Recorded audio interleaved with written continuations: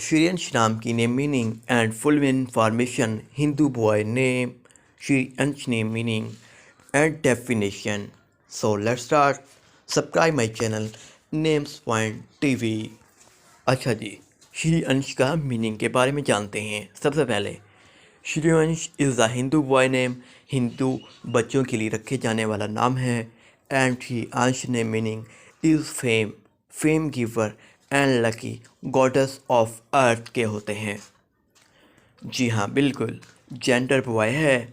श्री अंश नाम के लकी में बात करें तो लकी नंबर 9 है. शॉर्ट नेम बिल्कुल नहीं है, ये एक बिग नेम है यानी कि बड़ा नेम है.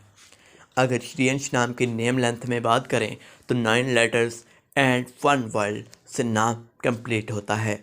चलिए श्री अंश नेम की पॉपुलरिटी एंड रैंकिंग के बारे में बात करते हैं. तो 43 यानी कि 43वें नंबर पर रैंकिंग के तौर पर इस नाम को आता है. तो नेम्स पॉइंट टीवी को सब्सक्राइब